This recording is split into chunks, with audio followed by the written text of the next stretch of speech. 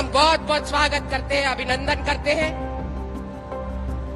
मैं आज के इस कार्यकर्ता महाकुंभ की नेतृत्व पर भरोसा जताया और इस सशक्त राष्ट्र के निर्माण में उनकी भूमिका को, उनकी सहभागीदारिता को सुनिश्चित करने का काम किया, एक इतिहास बनाने का काम किया। हम माननीय प्रधानमंत्री जी को देश की आधी आबादी की ओर से बहुत बहुत धन्यवाद करते हैं।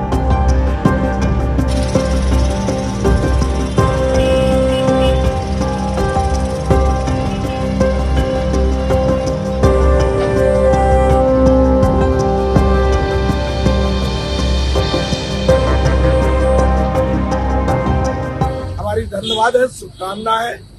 हम न उस दौड़ में थे, न में कोई लेना देना था। बिंद प्रदेश के पुनर्निर्माण के लिए लड़ाई लड़ रहा हूँ।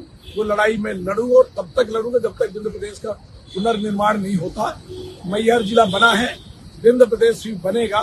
पर मैं धन्यवाद देता हूँ भारतीय जनता पार्टी को, उन नेताओं को जिन्होंने मध्य प्रदेश में लिस्ट जारी की। यदि इतने सीनियर बुजुर्ग लोग, सांसद और पूर्व वर्तमान मंत्री को भारतीय जनता पार्टी विधानसभा का चुनाव लड़ा सकती है, तो मुरली मनोहर जोशी जी और सम्माननीय आडवाणी जी का अपराध क्या था?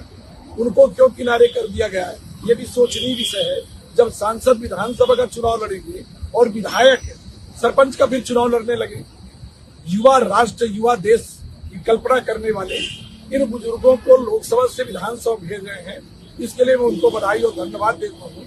इस तरह में तो और तमाम लोगों को मध्य प्रदेश में भेज दिया जाए, वो लोग भी विधानसभा का चुनाव लड़े, सभी लोग।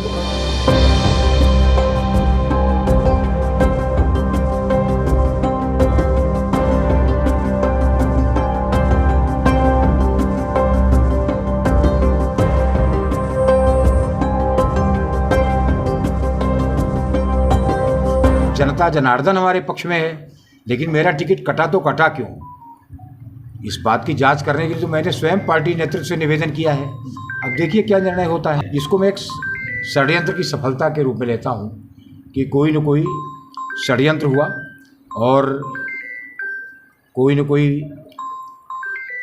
किन्हीं अन्य परिस्थितियों से प्रभावित होकर के, अन्य कारणों से प्रभावित होकर के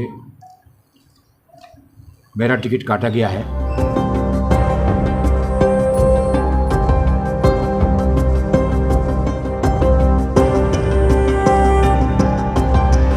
मेरी लड़ने की इच्छा ही नहीं थी, 1% भी इच्छा नहीं थी। एक माइंडसेट होता है ना लड़ने का।